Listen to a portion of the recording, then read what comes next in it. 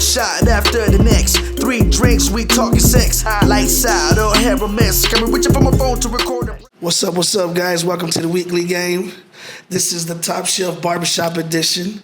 We got my homie Victor in the building today. He's gonna be subbing in for the homie Nico. He's right here though. Oh yeah, my bad. My Nico's right there. Hey Nick, We got a boy. We got a boy. We got Steezy. Steezy, baby. Another hour. His name is Oscar. Oscar Serrano. Hell yeah. Man, let's get this shit started, man. How you guys feeling today? I'm feeling great. Good. Blessed. Always blessed. It's a great day. Nice weather today. Yeah. I was feeling it. Yes, sir. I like the fresh outdoor breeze, man. But it feels good being here in Top Shelf, man. How you been, Oscar? Tell us. Been lovely. Blessed. What you got going on, man? What you been up to lately? I've just been behind the chair and doing the workouts, getting ready for the summer. Damn, you trying to get that hot girl summer going? Yes, sir. about at least 30 pounds. By when? By the summer? 6 weeks Oh challenge. hell no. Oh, 6-week challenge? Yeah. Try again next year, Nick. No. Shoot. Nah, but So tell us a little about your barbershop, man. How'd you get started? How'd you get established? Just maybe cutting about 8 years license, been jumping around and just decided to open up my own. It took me a year to save up some money and brought everything into the shop, which was already made. And just put a name on it, that's it. Hell yeah. Where'd you originally start off cutting hair? Originally Dyer and Tompkins, so they're by the Chico Sacos. Oh, nice. How long did you start, or how long were you there for? I maybe put in 2 years there, 1 year at any other shop that I was at. Nice. how'd you get into cutting hair, bro? Cutting hair, we never had haircuts as a kid, so I just picked a pair of clippers, cut friends, and then cut myself. And Yeah. so I do every Friday is cut my own hair. All the kids gotta go to school fresh, and us, I got a bowl cut. You was rocking the chili bowl? Yeah, no fades, nothing. that was horrible back then. If it was bad, I told them not to pay me, but it was good, and they still didn't pay me. Nah, I remember being a kid where I would go get the super cuts. Or no, it was the final cut or something. Be like $5 for the cut, but I'd walk out with the fucked up ass haircut. That'd be the less haircut you got too. I was looking like Nico down here, man. Beavis cuts. So yeah, man. Like, so how's been you're already a year here? Or? Yeah, it's been a year. It's been good. It's been really good. I got more barbers and just trying to build a family here. Yeah, that's the best way to go. How do you go about like selecting the barbers that you employ? Selecting if they have pretty much experience in school and just techniques and haircuts, and just I'm here to help them improve too. Yeah, that's the point, sir. How do you feel like you built up your clientele? Like, how did you get established in the game? Just being behind the chair every day. I mean, you be putting mad hours in too, man. Just put in hours. I see you here every single day, man. When I was younger, I would stay in the barbershop till 12, 1. That's just to build clientele. Just going to people's houses, driving a V8. So the gas was guzzly. Yeah. But I mean, I was just trying to build clientele. So you just started like at your place in the basement or something with your boys? Nah, I mean, just cutting hair outside. Outside? Like Outside at anybody's house. Oh, all right. Then you just go anybody's house and cut hair? Yeah, they wouldn't let me in. No? Messed up. Yeah, they keep your ass outside. You cutting the hair. Hey, you got to do it in the back though with the dog. Yeah. Hey, With the weeds. I don't want hair in my carpet. Look. my mom tripping, bro. You know how that goes. Oh, yeah, that's dope. But look at you now, man. Hell yeah. Yep. So how do you and Aaron Jones meet? How does that go about? The UTEP basketball players had found me at the barbershop where I started at. Yeah. And Aaron Jones so happened to play basketball that year. And I was doing his brother first, and then Aaron Jones just came around and stuck around. When the UTEP days. When you started cutting like the UTEP players, did you feel like a different type of nervous, or was it just another cut to you? I was just happy I was able to get my name out there, and I've been with them since 2013. Oh yeah, man. UTEP minors, baby. Y'all last longer than my relationships. Shit, mine too. I'm more loyal to our barbers. What goals are you pursuing right now? I mean, I know that you got your stuff open. You've been doing well, obviously. I mean, everybody knows about you, but everybody's got still something to, like me, for example, I never settle for just what I got at the moment. So what's something that you're still pursuing that you want to do and that you want to accomplish? It's just get my name out there. Maybe be a celebrity barber. That's I've always wanted to be a barber, so just to get my name out there. And I was just really focused on handling this here, and just building my empire. And with that in mind, who has been your best, like your most influence, like in your life? Marcus Piach from El Paso. MP Cuts. Now, let me ask you this, kind of to piggyback on that, like, what is one person that you admire the most, whether it's dead or alive? Admire the most. I really don't admire anybody, just myself. I know I have a purpose here in life, and I just gotta make it easier for my daughter and just myself, really. How old is your daughter? You got just one daughter? Yeah, just one daughter. She's 13 years old. She'll be 14 this year. How does she feel about what you do and the lifestyle you live?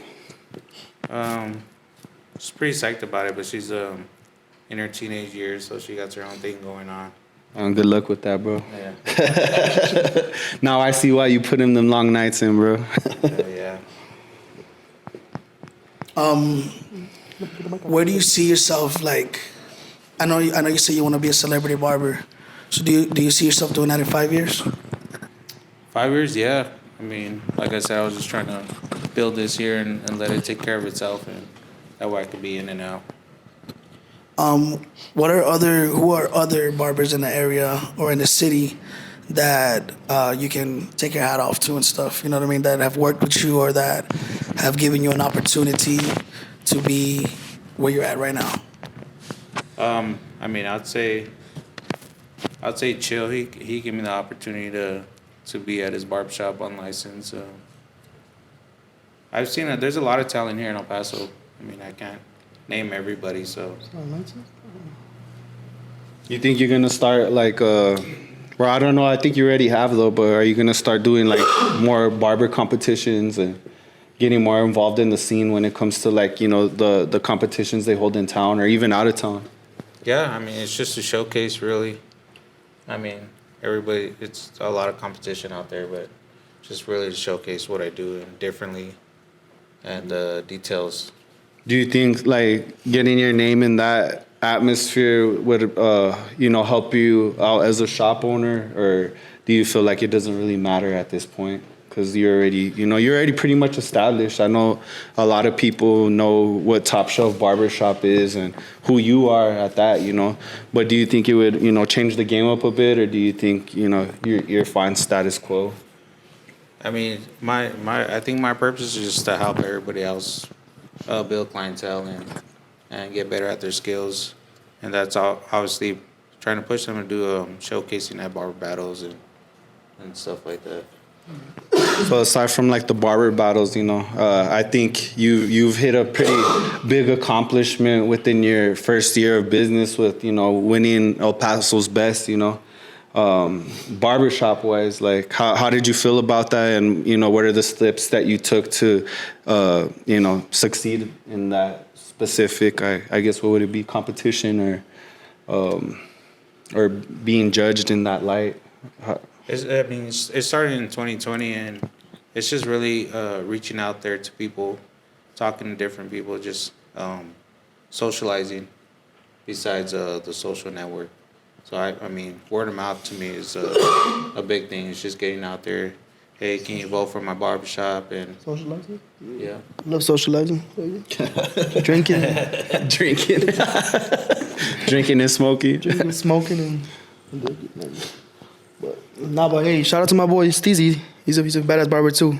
Check him out, man. I met Oscar a while back and stuff, and I had already heard of him previously before I even met him, but we had the opportunity to work together, and I admired his craft and the style and the dedication he would put in, man. Like out of everybody, he was always, you know, probably the first one in the shop and the last one to leave. So I did look into it when I did admire the work ethic, you know, and I think it kind of pushed me to do what I do too, you know.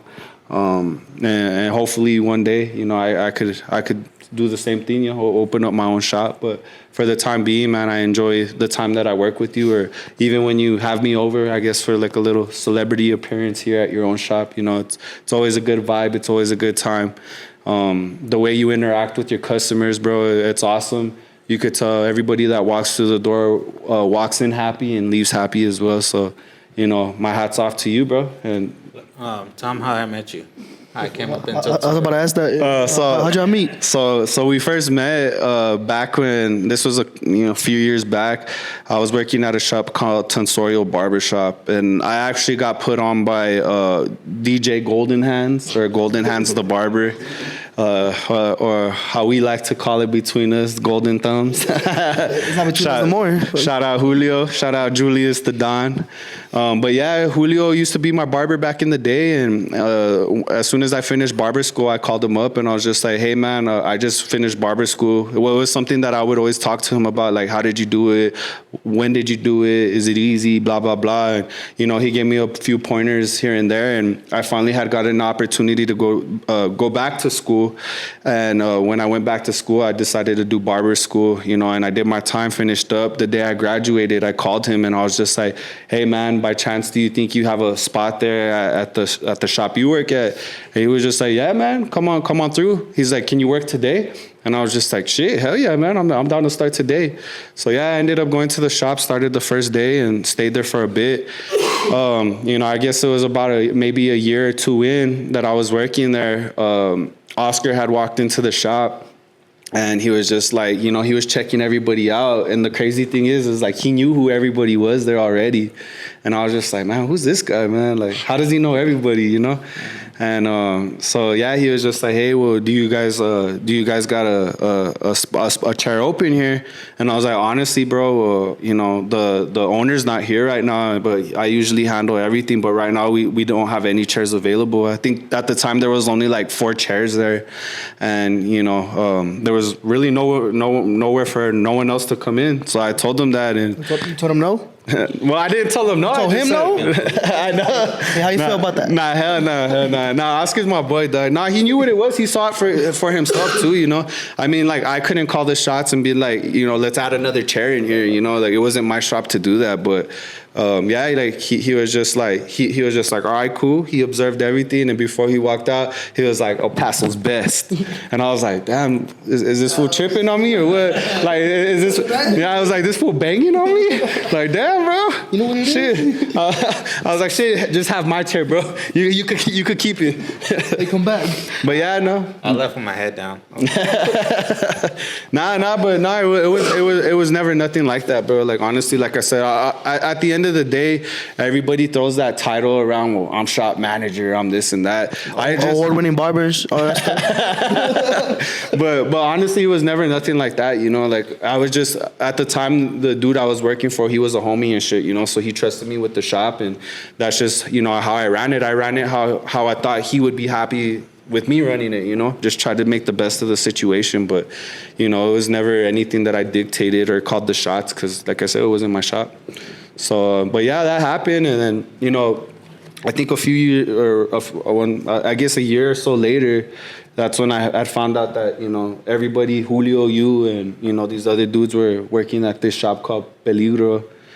And, you know, from there, I guess it closed down. And then me and Oscar reunited. When I left Tonsorial, we reunited at Highlights, and it was all love, man. Like I said, I would see this dude doing his thing, and I would be like, damn, bro, like, this fool's sick with it. Like, and I did kind of feel like a type of way, like, man, is this dude gonna fuck with me or not? Because, you know, well, we never talked about the whole Tonsorial thing, you know, so. Talk about it right now. You got nervous because he walked out and he was like El Paso's best. Yeah, dog. Like, It was intimidating, man. I was like, damn. He's like, who's that just left, man? You don't know who that is, man? He's like, oh shit, man. He's like, I'm fired, man. Yeah, no, he's like, hey, you fucked up. You know you fucked up, right? no, I'm gonna take your chair. Hey, I'm gonna take yours specifically. Nah, but yeah, when I saw him again at highlights, man, like I said, I saw him doing his thing, and you know, after the fact, I had asked our homie Julio, I was like, hey, what's up? What's all about that El Paso's best shit? Because I never even heard of that shit, bro. Like, I didn't know it was a competition, or I didn't know what it was at all, man, until I asked Julio about it, and he told me Oscar had won it like multiple years, and later on when I worked with him at highlights, I saw like his accolades on the wall and shit. I was like, oh shit, this guy's the real deal Holyfield, man. So I was like, yeah, props to him. And like I said, I think it pushed me, it gave me a little more push to push myself to get better, bro. Because I would see the fire he was putting out, and I was like, fuck no, ain't no way I could let this dude outshine me. I'm coming for El Paso's best. Half my size, fuck that. I was like, I'm coming for El Paso's best, Oscar. Nah, but he was always mad cool, man, and I had even asked him, like, hey, how did you do that El Paso's best shit? Like, I wouldn't mind giving you some friendly competition one day, you know, once I get to that level, but... He said, man, it's gonna take you years to Hey, get he said, we ain't got no chairs right now. I was like, there's one right here. He's like, nah, that's my chair, too. What about that one? That's mine too. That's mine, too. All these chairs here, they're mine, all right? Petty as hell. Nah, but it was cool, man, and it was a good time. I didn't get to work with him much there because I guess at that time he was already setting up to, you know, come over here and set his own shop up. Didn't you work at here at Peligro? Yeah. Right? Sir. I think that was the first time that I had seen you, like, ever, whenever I was getting my hair cut with Julio. Was it dangerous? Yeah, I remember him walking in. I remember you walking in. I don't know if you, like, I think it was right before you actually, you started working there or whatever, but myself, I had no idea who you were either, you know what I mean? But later on, it just, little things just started falling into place, and started getting to know everybody that was in here.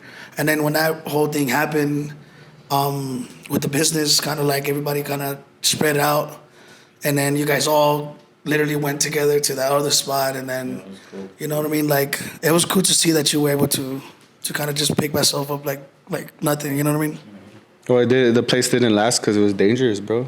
It was peligro. Peligro, danger. But yeah, no, like it was cool, you know. Like I said, I was happy that I got an opportunity to work with Oscar and shit, you know. And then, you know, after he already set up shop, he extended the offer to come work with him. But at the time, I still felt like I needed to establish myself, and you know, I had just moved shops, you know, and I that's the thing about me is, like, when I stay somewhere, like, I like to be there for a minute, you know. I don't like to just be bouncing around, and that's what the majority of the. What about the girls? Oh, that's different though. but now the shops, like, there's a lot of barbers. There's plenty of barbers, bro. That's all they do is bounce around, and I'm not saying that that's a bad thing, you know. But like I said, me myself. Say it. It's a bad thing. Say it. No, well, everybody, whatever floats your boat, man. Like, only you know what you're doing, you know. Like, at the end of the day, whether you own a shop or not, like. Where you work at? Where's your barbershop at? My barbershop. Or who I work for? I work at Highlight Salon off Airway. They catch him there. And then, you know, a couple of times, like I said, Oscar lets me cut up over here, and it's fun, man. Like, it's a whole different atmosphere compared to the salon. Oh yeah, open doors. Yeah, it's awesome, man. So, you know, I don't know if you're looking for more barbers right now, but if anybody out there thinks they're sick with the clips, come hit my boy Oscar up, man. Like, he's always down to check it out. He's always down to help out, man. And like I said, this shop has amazing vibes, bro. Like, you know, if on top of you with the clientele that you do cut, you know, such as the UTEP basketball players and Aaron Jones and Johnny Cage, man, obviously they come to you for a reason. Those are guys that could literally cut anywhere, man, but that says volumes about you and what you do and how you run your business, you know. Even aside from the shop, just you as a person, bro. And, you know, like I said, my hat's off to you. Much respect, brother. Appreciate it. So what do you think? How do you feel, man? What's the next step? You know, like you said, you wanted to do the celebrity barber, but what would be your next step? You know, I guess as a shop owner, or would you plan to open up multiple locations, or what do you foresee in your future? I don't know yet about opening up more shops. I honestly never thought I would open up a shop. Like I said, I want to be the travel barber, and this just came around, and I just locked it in, and just traveling. That's all I want to do is travel, get my name out there, and see places. That's what's up, man. With the pair of clippers. Well, shit, man. If you ever decide to open up a Top Shelf West Side, man, I'm more than happy to help you run that place, man. Okay. Remember that chair? Nah. Like I said, it was never nothing, bro. Like, it's always all love, man. And I respect all barbers, man. Like anybody that's willing to take the time could do the same shit that everybody does. It's just learning the game and learning what people like and don't like, and not everybody's gonna like your cuts, but there's a majority of people that do like your cuts, and that's what keeps you going, man. So. Get ready to give me a good outro. Just continue. Get ready to give me a good outro with the thing. Talk for like one more subject, whatever. And just Squash it right here, though. Throw down right here. You gotta get on your knees, though. Hey, what you talking about, man?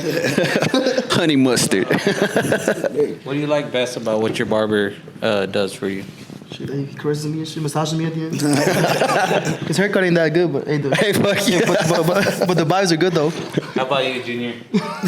Hey, no comment. I'm gonna keep it to myself. Nah, he gets down, bro. He gets down, but nah, he's my boy, though. You gotta show your brother love, whatever, no matter what it is, whatever business, you gotta support your fucking boys. And he's right though. The little happy endings that I give after every cut is what keeps him coming back. Hell yeah. I'm leaving a big ass smile on my face. Make sure you guys stay tuned. Here at the Weekly Game, we're still here with my boy Oscar, Steezy, Victor. We'll be right back. And we back, guys. Weekly Game. Back. Yeah, at Top Shelf Barbershop. What's the address here, man? Drop the Addy for the people. 6100 Montana and Geronimo. Montana and Geronimo, guys. If you guys are looking for a barber shop, or if you don't have a barber that you could go to, feel free to stop on by. This place, it's not only appointments, they do walk-ins as well, so hit it up, man. Good environment here. As for Oscar or Steezy? Oscar or Steezy, you know what it is. So, going back into the swing of things, man. How about you tell the people a little about your pricing here? How does it work out? Do you guys have any deals here? Or more or less, what do you charge for a cut? Or if there's any additional things that you charge for, what are they, and what services do you provide here? I think just all around the city is base price is $25. Specials like are $20. Some shops have them every day. I host mine on Tuesdays. Normally Tuesdays are slow days for a lot of barbers or stylists too. Yeah, for sure. Nail techs, just anything with the beauty industry. And what are your days and hours? Tuesday through Friday, 10 to 5. No, 10 to 6, and then Saturday, 10 to 5. Cool. And Sundays closed. Sundays closed. Mondays closed. Nice. Those are good shop hours and times. Hell yeah. Everybody needs that reset, bro. Yeah, I feel like in the barber game, man, like you do get burnt out a certain way. And I don't think it's so much like a manual labor type of burnt out, but just the focus and attention that you have to put in daily, man.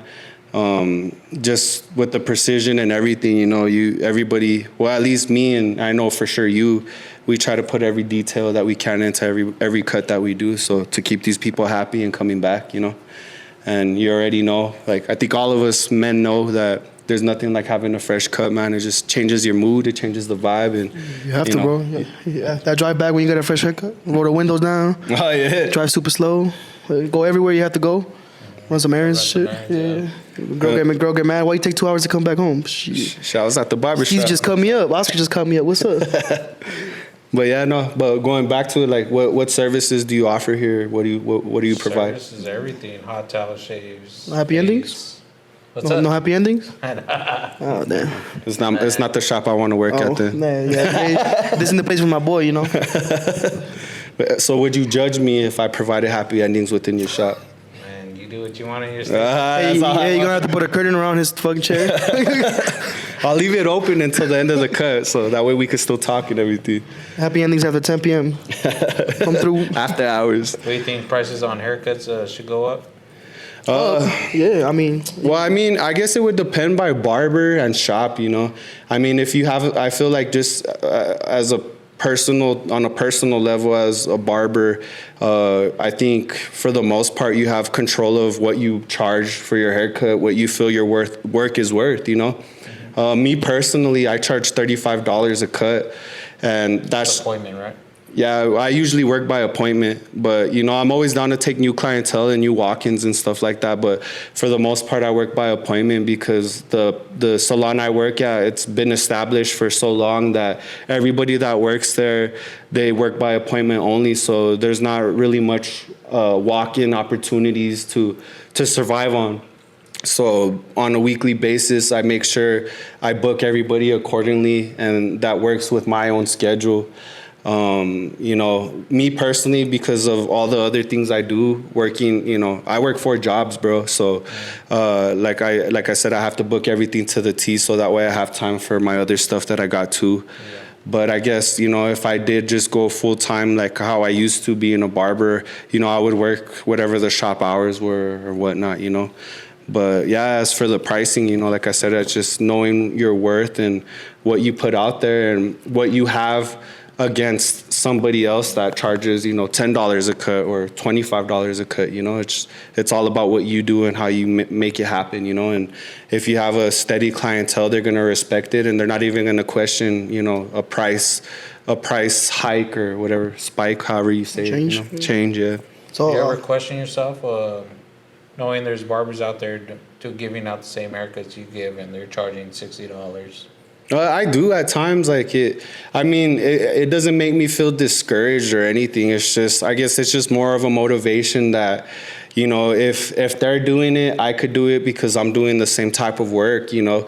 Like I said, everybody has their own style and techniques, and, you know, even down to the machines that they use, you know. But I feel like I said, if your clientele supports you, they're going to stick around no matter what the price is. But, you know, I feel like eventually, maybe one day, I want to get to a certain price level, but after I hit that, like, you know, I'm just going to keep it that way.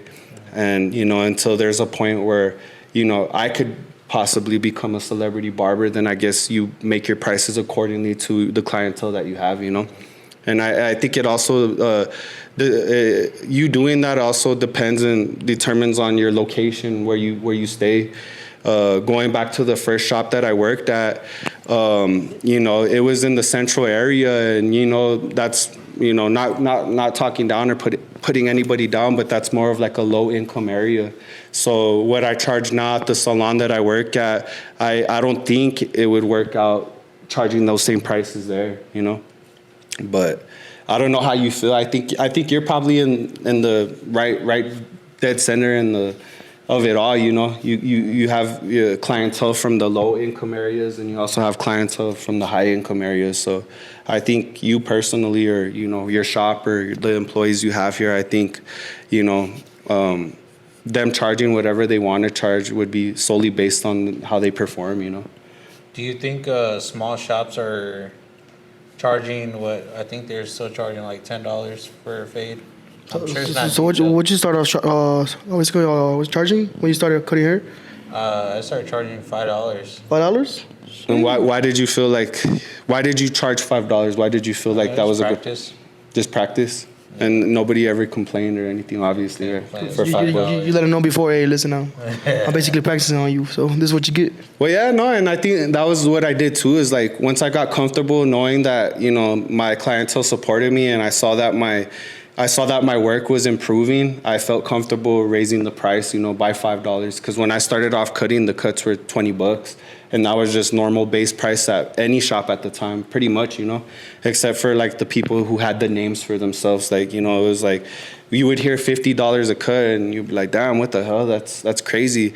And then you have the people that, like I said, depending on the area you're from, they're like, well, I would never pay $50 a cut, but. Yeah. Like I said, it just depends where you're at and where you're working and who's around, you know. But, you know, I you know, like I said, once I got better with my work, that's how I determined my price, you know, and what I felt was fair for everybody, you know.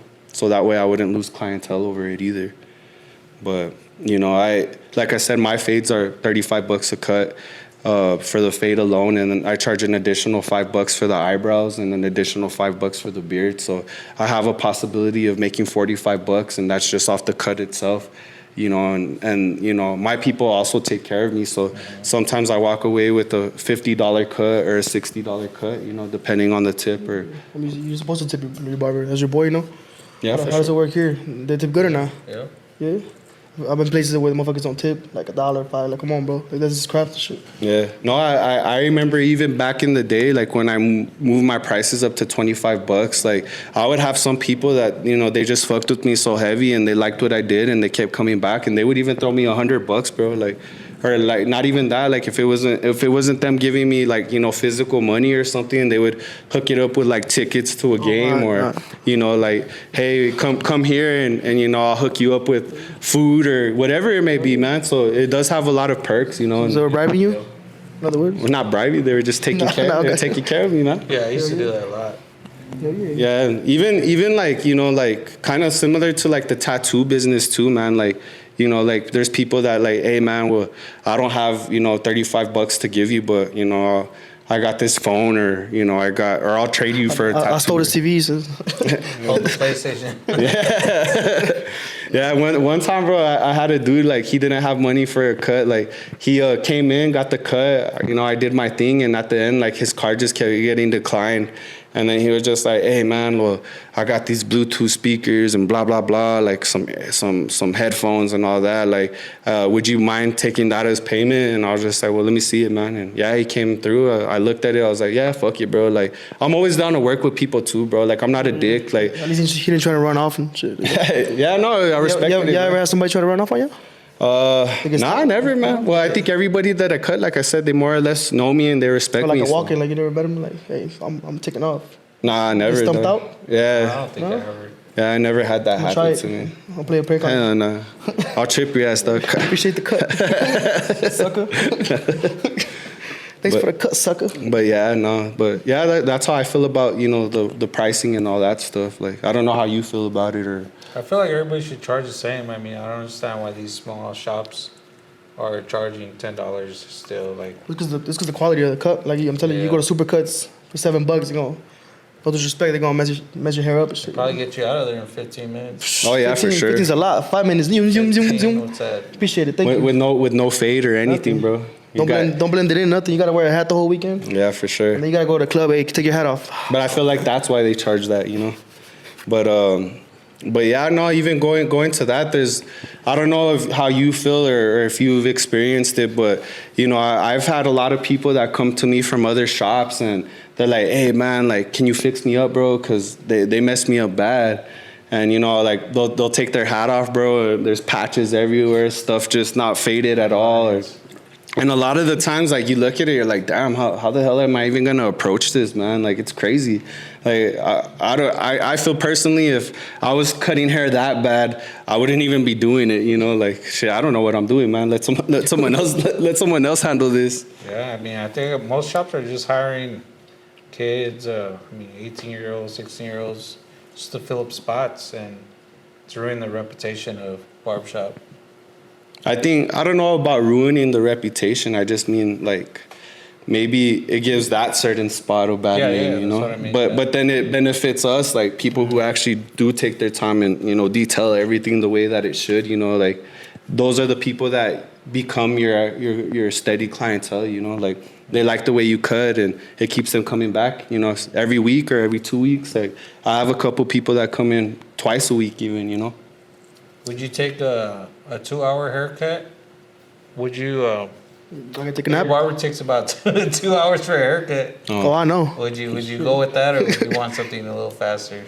Well, I wouldn't mind having a faster paced haircut because you could knock people out quicker. You know, you could book more for your day if you cut faster. Hurry up, man. But- why take 2 hours? I mean, if you're getting a haircut. Oh, me? Oh, man. Yeah, no, like, I would want a quicker cut, bro. I'm very impatient. Like, I move too much and stuff. I get uncomfortable. My back start hurting and shit. I'm an old man now, so my back start hurting in the chair. I'm like, damn, bro, hurry the fuck up.